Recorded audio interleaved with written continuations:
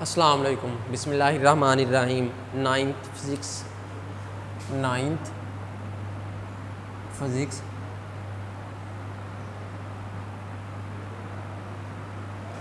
Physics में आज हम पढ़ेंगे law of gravitation and Newton's third law of motion. Law of gravitation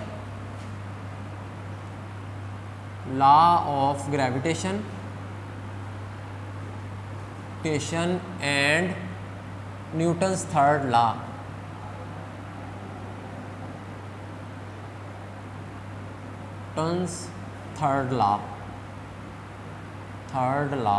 हम इसका पढ़ेंगे आज। लॉ ऑफ ग्रेविटेशन और Newton's third law of gravitation में हमने पढ़ा कि जो सर आइजक न्यूटन ने दिया वो क्या था, F is equal to G m1 m2 over R square. ये था जी लॉ ऑफ ग्रेविटेशन जो कि सर आइजक न्यूटन ने दिया। लॉ ऑफ ग्रेविटेशन के मुताबिक क्या था कि दो मैसेज हैं, बॉडीज, ए बॉडी है, ये बी बॉडी है। ए बॉडी इसका मैस m1, बी बॉडी इसका मैस m2। ये m1 मैस है इस बॉडी ए का, बी बॉडी का मैस m2 है।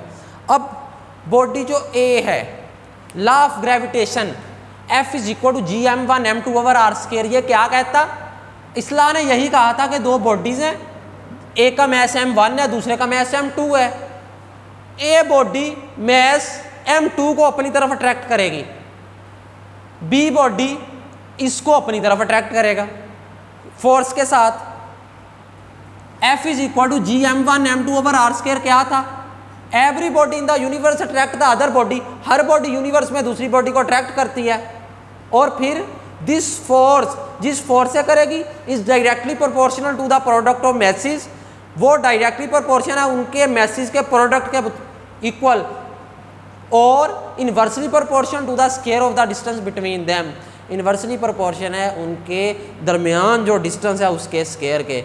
तो F is proportional to m1 m2 सारा कल प्रूफ किया था लास्ट लेक्चर में। तो ये हमने वहाँ से इक्वेशन निकाली थी, ये वाला रिलेशन निकाला था, F is equal to G m1 m2 over R square. अब ये क्या कहता है कि कोई भी बॉडी यूनिवर्स में है वो दूसरी बॉडी यूनिवर्स में है उसको अट्रैक्ट कर रही है, दूसरे वाली पहली को अट्रैक्ट कर रही।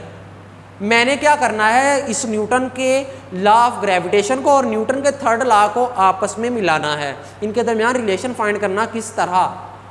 न्यूटन का लॉ ऑफ ग्रेविटेशन में भी न्यूटन का थर्ड लॉ इन्वॉल्व हो रहा है, वो किस तरह, ये बात करेंगे।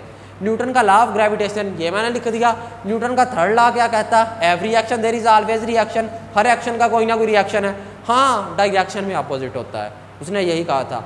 मिसाल के तौर पे बाल है मेरे पास, गेंद मैंने नीचे की तरफ फेंकी, वो जाके ज़मीन पे लगी, लगने के बाद वो ऊपर आ गई। एक्शन क्या था, नीचे की तरफ फोर्स, रिएक्शन ज़मीन ने उसके ऊपर की तरफ लगाई फोर्स, वो ऊपर की तरफ आ गई। एक्शन था बाल जाके ज़मीन पे लगी, ये एक्शन फोर्स थी जो कि बाल ने ज़मीन पे लगाई। मिसाल के तौर पे ये एक बाल है, फेंकी गई, वो ज़मीन पे आके लगी, यूं लगने के बाद ये नीचे की तरफ आई थी, लगने के बाद वो अगले ही लम्हे ऊपर की तरफ जाएगी। अब जो बाल नीचे की तरफ आई ज़मीन पे लगी, ये थी एक्शन फोर्स। आगे ज़मीन ने, अर्थ ने जो बाल पे फोर्स लगाई ऊपर की तरफ, ये है रिएक्शन फोर्स। एक्शन फोर्स बाल ने लगाई ज़मीन पे, रिएक्शन फोर्स ज़मीन ने बाल पे लगाई, वो अपवर्ड थी। Downward action force, upward reaction force, यानी डायरेक्शन भी अपोजिट होंगी बट इक्वल इन मैग्नीट्यूड, लेकिन मैग्नीट्यूड में ये इक्वल होती हैं। तो इस लॉ को, न्यूटन्स थर्ड लॉ को और लॉ ऑफ ग्रेविटेशन को आपस में क्या रिलेशन है, ये हमने आज इसमें फाइंड करना है। अब न्यूटन का लॉ ऑफ ग्रेविटेशन क्या कहता है, लॉ ऑफ ग्रेविटेशन ये कहता है कि हर बॉडी यूनिवर्स में दूसरी बॉडी को अट्रैक्ट कर रही है, और अगर पहली बॉडी दूसरी को अट्रैक्ट कर रही है तो दूसरी फिर डेफिनेटली पहली को अट्रैक्ट करेगी। पहली दूसरी को अट्रैक्ट कर रही, दूसरी पहली को अट्रैक्ट कर रही है, अपनी तरफ खींच रही है, ये है लॉ ऑफ ग्रेविटेशन। फिर आगे मज़ीद बता दिया कि जिस फोर्स से है, फोर्स के मुतालिक मज़ीद उसने बताया कि वो फोर्स डायरेक्टली प्रोपोर्शन है उसके प्रोडक्ट के मैसेज के और इन्वर्सली प्रोपोर्शन है to the square of the distance between them. मज़ीद आगे ये बताया था कि एक बॉडी जो है मैस m1, दूसरी बॉडी B मैस m2, ये बॉडी इस बॉडी पे फोर्स लगा रही है। जो ए बॉडी मैस m1 है ये इस B बॉडी मैस m2 पे फोर्स लगा रही है, अपनी तरफ इसे अट्रैक्ट कर रही है, F फोर्स से कह लें। अब अगर ए बॉडी बी बॉडी पे फोर्स लगाते हुए उसे अपनी तरफ अट्रैक्ट कर रही है तो डेफिनेटली बी बॉडी भी ए बॉडी पे फोर्स लगाएगी और अपनी तरफ अट्रैक्ट करेगी, यानी इस तरफ। अब देखा जाए एक की डायरेक्शन लेफ्टवर्ड है दूसरे की राइटवर्ड, यानी अगर एक की लेफ्टवर्ड है दूसरे की राइटवर्ड है तो इनकी डायरेक्शन अपोजिट है। इसका मतलब एक को एफ ले लिया तो दूसरे को नेगेटिव एफ लेंगे। Minus negative sign represents the opposite direction, negative sign ये रिप्रेजेंट करवाएगा कि फोर्सेस की डायरेक्शन अपोजिट है, इसलिए मैंने यहाँ पे नेगेटिव साइन पुट कर दिया एक के यहाँ। तो लॉ ऑफ ग्रेविटेशन यही कहता कि एक बॉडी दूसरे को अट्रैक्ट करती है अपनी तरफ किसी फोर्स एफ से, दूसरे वाली बॉडी पहले बॉडी को अपनी तरफ अट्रैक्ट करती है, वो भी सेम फोर्स की मैग्नीट्यूड से, लेकिन डायरेक्शन अपोजिट है। ये लॉ ऑफ ग्रेविटेशन है। न्यूटन का थर्ड लॉ क्या कहता? हर एक्शन का कोई रिएक्शन है। हाँ, डायरेक्शन में opposite but equal in magnitude, magnitude में इक्वल, डायरेक्शन में अपोजिट। यहाँ पे भी वही केस नहीं बन रहा। एक्शन फोर्स क्या है? जो ए बॉडी बी पे लगा रही है जिसका मैस m2 है अपनी तरफ खींचने पे, ये एक्शन फोर्स है। रिएक्शन क्या है? वो बी बॉडी जिसका मैस m2 है वो ए बॉडी पे लगा रही है मैस m1 जिसका अपनी तरफ खींचते हुए, यानी एक जो है ए बॉडी बी को अपनी तरफ खींचती है, ये एक्शन फोर्स है। बी बॉडी ए को अपनी तरफ खींचती है तो ये रिएक्शन है। न्यूटन का थर्ड लॉ भी यही कहता है, every action there is always reaction. हर एक्शन का कोई ना कोई रिएक्शन है, but equal in magnitude but opposite in direction. Magnitude में इक्वल लेकिन डायरेक्शन में अपोजिट होता है। ये था रिलेशन किस किस के दरमियान? न्यूटन के थर्ड लॉ और लॉ ऑफ ग्रेविटेशन के दरमियान, कि किस तरह अगर एक ऑब्जेक्ट दूसरे को अट्रैक्ट कर रहा है तो दूसरा भी पहले को अट्रैक्ट कर रहा है।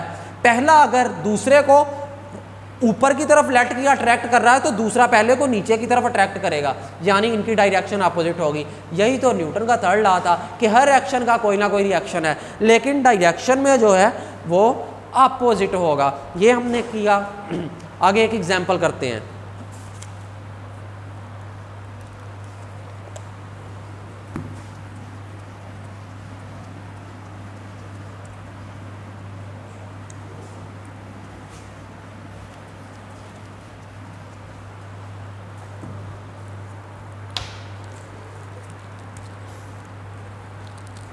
Example 5.1,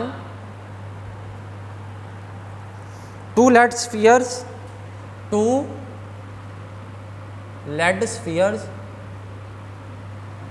lead spheres हैं, each of mass जिसका mass हर एक का 1000 किलोग्राम है, 1000 kilogram, are kept with their center, with their center 1 meter apart, 1 meter apart.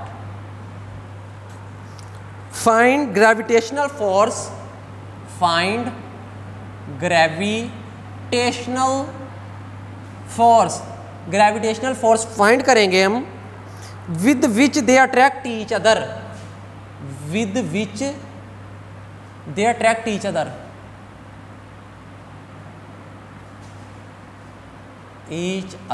जिससे वो एक दूसरे को अट्रैक्ट करेंगे। यहां पे देखते हैं जी क्या बात कर रहा।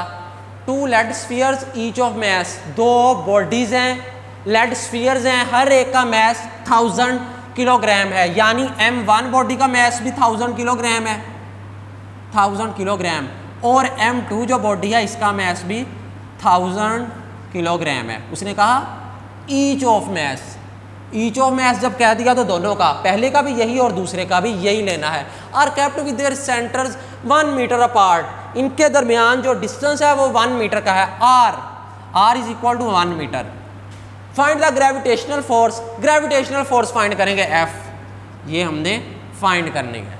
With which they attract each other according to the law of gravitation, according to law of gravitation, law of gravitation, gravitation law के मुताबिक, ग्रेविटेशन लॉ क्या कहता है, F is equal to G m1 m2 over R square, ये law of gravitation है। इसमें मैं values put करूंगा और यूं फोर्स फाइंड कर लूंगा इनके दरमियान क्या है। F is equal to values put करेंगे, जी जो है यूनिवर्सल कांस्टेंट है, इसकी वैल्यू 6.673 मल्टीप्लाई बाई 10 की raise power -11, m1 mass 1000 kilogram, 1000 आ जाएगा, मल्टीप्लाई बाई m2 मैस ये भी 1000 kilogram, over R distance between them वो 1 मीटर है, 1 का स्क्वायर।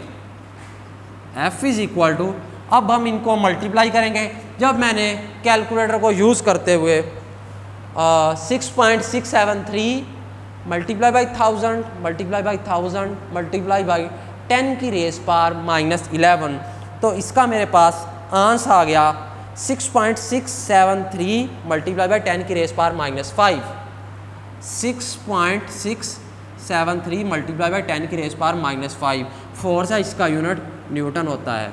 तो ये मेरे पास आंसर आ गया। यूँ मैंने इसका सॉल्यूशन फाइंड कर लिया। ये दो बॉडीज़ जो हैं, एक का मैस 1000 किलोग्राम, दूसरे का मैस 1000 किलोग्राम, ये दोनों एक दूसरे को किस फोर्स से अट्रैक्ट करेंगे, वो ये फोर्स होगी 6.673 मल्टीप्लाई बाई 10 की रेस पावर -5 न्यूटन। इससे वो बॉडीज़ जो हैं एक दूसरे को अट्रैक्ट करेंगी। चलें जी, ये था हमारा आज का टॉपिक। अल्लाह हाफिज़।